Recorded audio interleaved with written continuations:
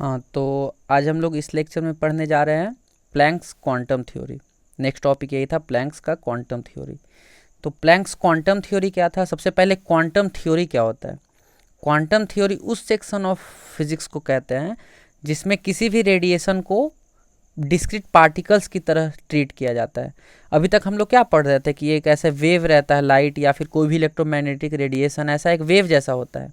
लेकिन यहाँ पे जो क्वांटम फिजिक्स है वो क्या कहता है कि नहीं, ये वेव नहीं, ऐसा ऐसा छोटा छोटा पैकेट्स है। ठीक है, ये छोटा छोटा ऐसे करके गोल गोल पैकेट्स है जो कि आ रहा है एनर्जी लेकर के ऊपर से। ये हो गया हमारा क्वांटम थ्योरी। क्वांटम थ्योरी के अकॉर्डिंग ऐसा होता है लाइट। और ये क्या है? वेव नेचर के अकॉर्डिंग ऐसा है, और ये क्वांटम थ्योरी है। क्वांटम थ्योरी में ऐसा होता है। यही दोनों में डिफरेंस है। तो क्या था पहला? Radiation is observed discreetly and not continuously. ये कंटिन्यूस नहीं है, ये डिस्क्रीट है, मतलब ऐसे टूटा टूटा टाइप का, छोटा छोटा है, छोटा छोटा, लगातार नहीं है ये। जैसा कि वेव नेचर में कहते हैं लगातार, एक वेव है लगातार ये जो कि आता है। लेकिन यहाँ पे क्या बोला जाता था? ये डिस्क्रीट है, टूटा हुआ है, छोटा छोटा छोटा आता है। The small packets of energy is called quanta. इसी छोटे छोटे पैकेट्स को, ये जो पैकेट्स है, इसको हम लोग कहते हैं क्वांटा। ठीक है, ये कहलाता है क्वांटा। अब आगे हम लोग नीचे बेसिकली बहुत अच्छे से समझेंगे क्वांटा होता क्या है, इसको कैसे मतलब हम लोग देख ऑब्जर्व कर सकते, फील कैसे कर सकते हैं कि ये रियलिटी में क्वांटा होता क्या है, इसको कैसे समझ सकते हैं। तो मैं आपको दो एग्जांपल दूंगा normal day to day life से, जैसे कि आप इसको वेव नेचर और पार्टिकल नेचर को समझ सकते हैं। तो ये देखिए, क्वांटा एक इलिस्ट्रेशन है, ऐसा समझ लीजिए क्वांटा। ये वेव नेचर है, ये वेव है हमारा, ये जो है ये वेव है। मैं इसको थोड़ा थिक करके रेड कलर से दिखा देता हूँ। ठीक है, ये जो हमारा वेव है, ठीक है, ये वेवलेंथ है, एक वेवलेंथ का एक साइकिल का है। और ये हमारा क्वांटा है, ये जो पूरा पैकेट है, एक गोला के स्फेयर के टाइप का या फिर से जो भी शेप का है, ये हमारा क्वांटा है। तो इन दोनों को ऐसे समझ सकते हैं। सपोज एक हम आपको एग्जांपल देते हैं। होली में क्या होता है? होली में आपके पास अगर एक पिचकारी है, एक ऐसे करके पिचकारी होता है, तो आप उससे ऐसे करके रंग डाल देते हैं, लगातार ऐसे करके रंग चला गया। दूसरा मेथड क्या होता है? हम लोग बैलून रखते हैं, जो छोटा छोटा बैलून्स होता है जिसमें हम लोग रंग भर के डालते हैं।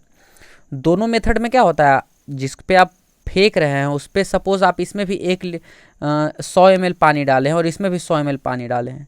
इसमें क्या हुआ? इसमें हुआ कि आप एक बार 100 ml पानी डाले तो वो लगातार उस पर गया, वो रुक रुक के नहीं गया, वो एक लगातार एक ऐसे ऐसे करके लगातार उस पर चला गया। लेकिन अगर आप किसी पैकेट ऐसे करके छोटा सा बैलून में भर के, उसको वाटर बैलून में भर के डाल रहे हैं, तो वो एक साथ गया, छोटा छोटा करके। आप उसको एक एक करके फेंकिएगा। ऐसा नहीं है कि लगातार आप बैलून एक ऐसे ऐसे फेंक सकते हैं। बैलून डिस्क्रीट रहेगा, एक एक करके आप उस पर फेंक सकते हैं। लेकिन इसमें क्या है? इसमें आप लगातार उस पर फेंक सकते हैं। तो वेव नेचर क्या था? वेव नेचर में हम लोग को कहा जाता था कि वेव नेचर ऐसा ऐसा है, लगातार है वो। और क्या है? पार्टिकल नेचर में वो डिस्क्रीट है, अलग अलग पैकेट्स की तरह एनर्जी आता है। और वेव नेचर में कहते हैं कि वो लगातार एनर्जी आता है, रुकता नहीं है कहीं पे, वो लगातार स्टार्ट होता है और कभी ख़त्म नहीं होता है, ना बीच में कहीं उसमें गैप आता है, लगातार वो आते रहता है। तो इन दोनों इलिस्ट्रेशन से, जो पिचकारी और मैंने वाटर बॉल्स का आपको इलिस्ट्रेशन दिया, उससे आप समझ सकते हैं कि वेव नेचर और पार्टिकल नेचर में क्या डिफरेंस है। दोनों में सेम है, दोनों में हमारे पास वाटर, पानी तो पहुंच रहा है ना, पानी हमको पड़ रहा है, कलर हमको आके पड़ रहा है, लेकिन मेथड अलग अलग है। एक में हम पे लगातार पानी पड़ रहा है और एक में हमारे में छोटे छोटे पैकेट्स के थ्रू पानी पड़ रहा है। एक छोटे छोटे पैकेट्स आ रहे हैं जिससे हमको पानी पड़ रहा है।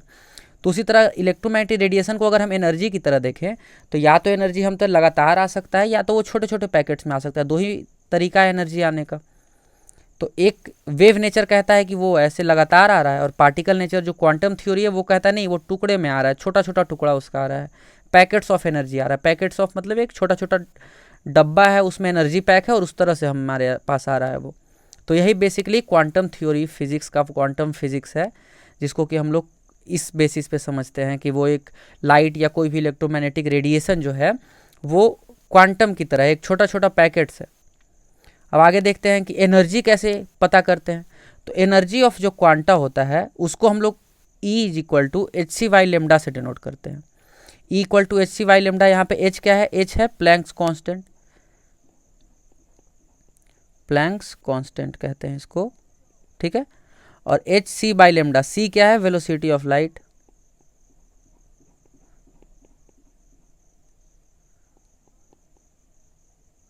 और लेमदा क्या है, वेवलेंथ ऑफ लाइट या फिर electromagnetic radiation of electromagnetic radiation.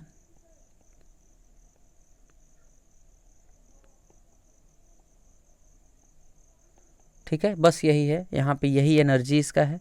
Energy is equal to hc/λ, बस सिंपल सा यही चीज़ है। इसमें कुछ भी बहुत ज़्यादा टफ या कुछ भी बहुत ज़्यादा अजीब चीज़ नहीं है। बस इतना समझिए, आपसे पूछेगा कि ये एनर्जी आ रहा है, इसका एक पैकेट का एनर्जी कितना है, एक लाइट आ रहा है, एक रेडिएशन आ रहा है, इसका एक पैकेट का एनर्जी कितना है, तो आप सिंपली उस वहाँ पे hc/λ लिख के उसका वैल्यू निकाल सकते हैं। ठीक है, तो ये हमारा बेसिकली क्वांटम थ्योरी था। क्वांटम प्लैंक्स क्वांटम थ्योरी में उन्होंने यही कहा था।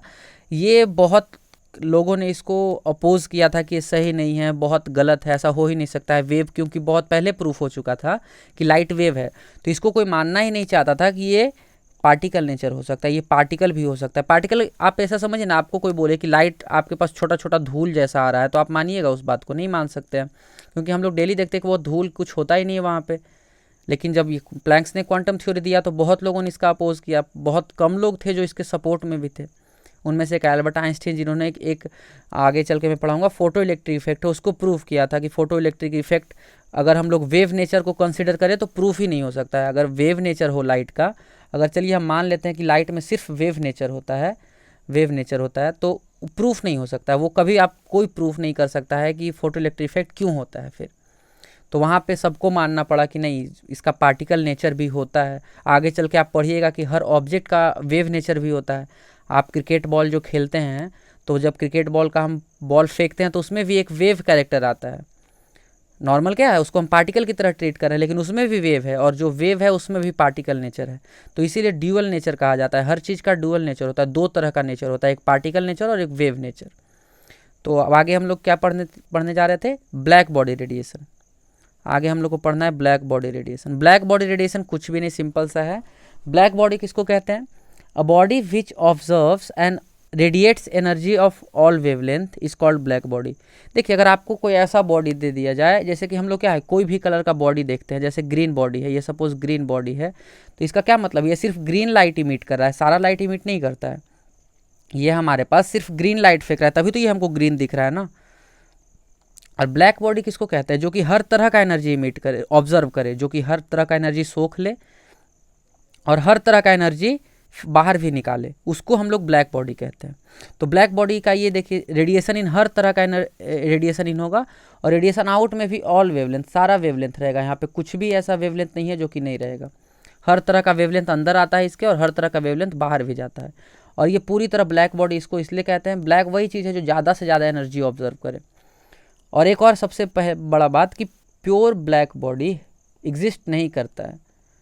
Pure black body does not exist, ये एग्जिस्ट नहीं कर सकता है। इसका अराउंड 99% तक एक्यूरेसी पा लेंगे, लेकिन ये पूरी तरह से एक कंप्लीट ब्लैक बॉडी एग्जिस्ट ही नहीं करता, ये एग्जिस्ट नहीं कर सकता है।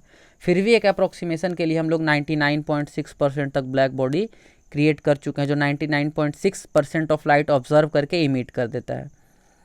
तो यही बस ब्लैक बॉडी, मैंने बोला था बहुत छोटा सा टॉपिक, इसको समझना चाहिए कि ये है क्या। ब्लैक बॉडी रियलिटी में पाया नहीं जाता है, बट हम लोग एक आइडियल केस के लिए, जैसे क्या है, 0 केल्विन टेम्परेचर कभी हम लोग अचीव नहीं कर सकते, फिर भी 0 केल्विन हम लोग पढ़ते हैं वहाँ पे कि ये टेम्परेचर भी होना चाहिए।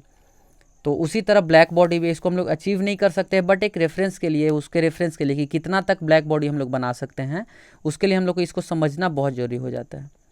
तो ब्लैक बॉडी बस इतना छोटा सा टॉपिक था, और ये लेक्चर में हमने कवर कर लिया है प्लैंक्स क्वांटम थ्योरी और ब्लैक बॉडी।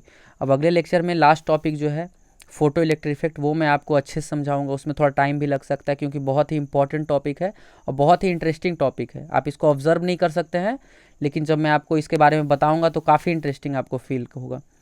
तो जो ठीक है, आज के लिए हम इतना ही रखते हैं इस लेक्चर में। अब नेक्स्ट लेक्चर में आपको मैं फोटो इलेक्ट्रिक इफेक्ट समझाता हूँ। बाय।